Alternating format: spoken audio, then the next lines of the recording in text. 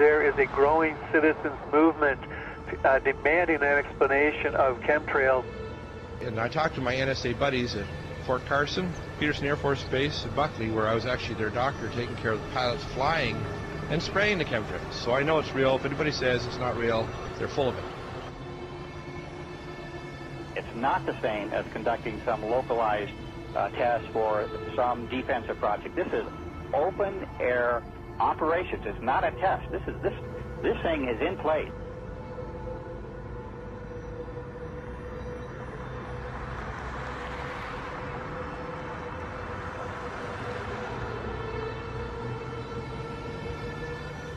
It didn't start until about 1996. Exactly. And, growing up my whole life, a condensation trail disappeared, the 20 seconds, a minute, 2 minutes. And now it can be in the summer at like 4,000 feet, and there's these big clouds behind jets. Some jets leave it behind, leave a trail behind them. Other jets at the same flight level, same altitude don't. And, instead of just getting into are they spraying us or what's changed in the jet fuel or what's changed in the atmosphere, there are tens of thousands of declassified admissions under different programs where different Pentagon programs, different agencies of the government have tested chemical, biological, and radiological agents on the American people. Talking about this a few years ago was extremely dangerous. Now that we have YouTube and more social networking devices, such as even Rupert's MySpace, this is really getting out in such a way that they can't control it. They must just be really, if you could use the expression, shitting themselves over this, because they can't control people now talking about the elephant in the room, what is so obvious to all of us.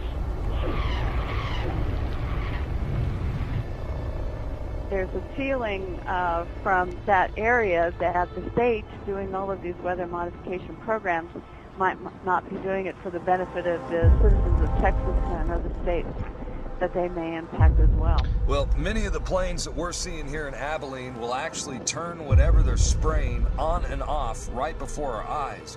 I mean, you'll see a plane up there flying like normal, and then all of a sudden it starts spraying.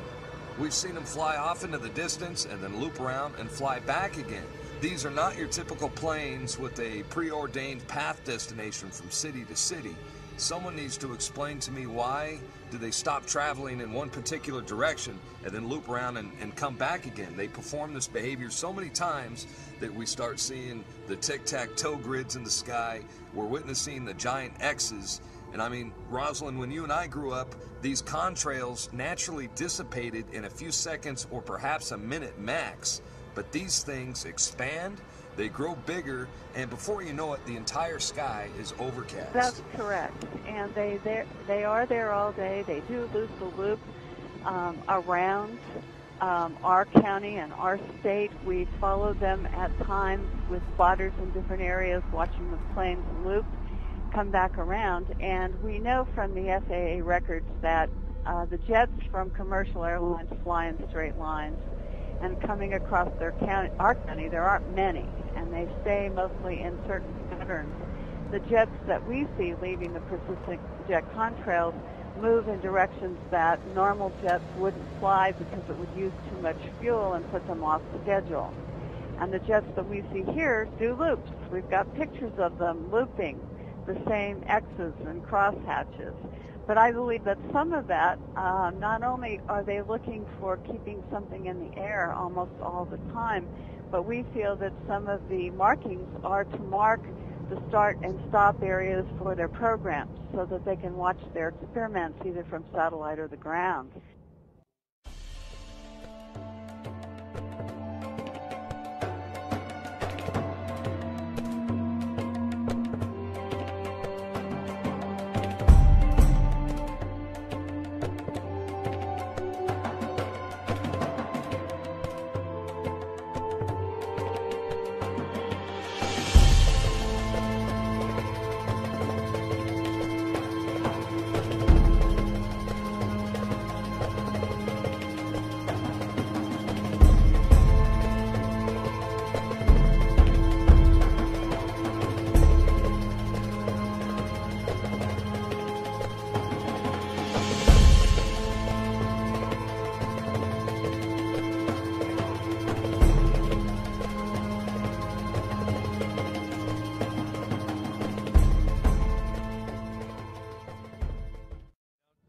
believe that this is a full-scale secret operation that includes not only the U.S. but Europe and the rest of the world?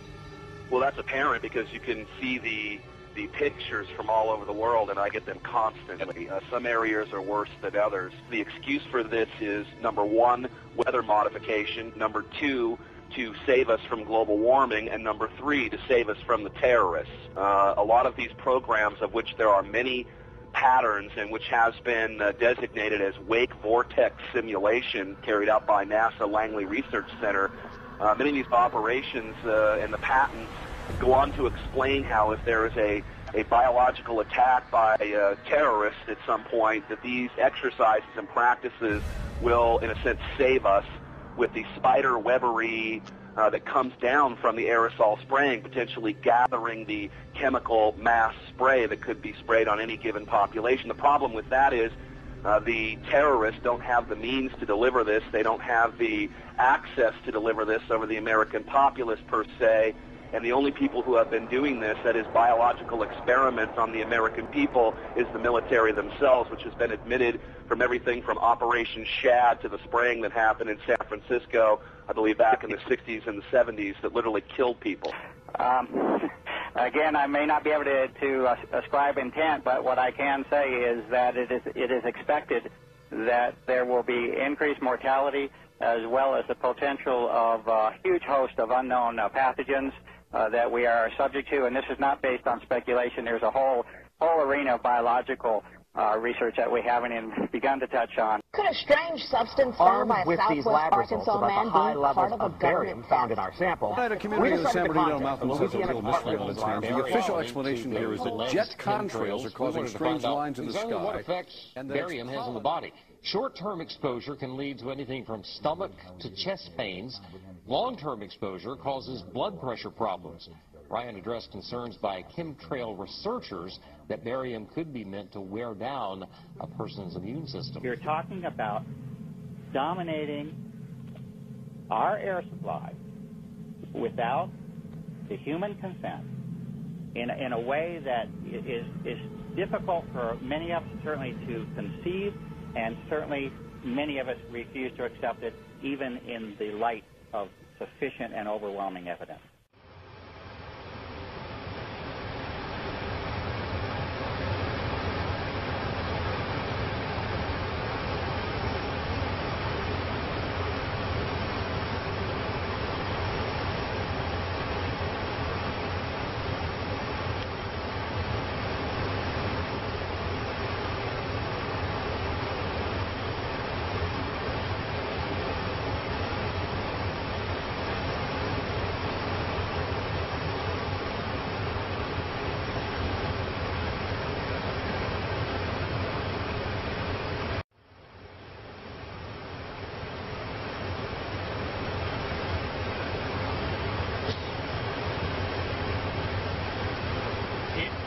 Spraying that chemtrail?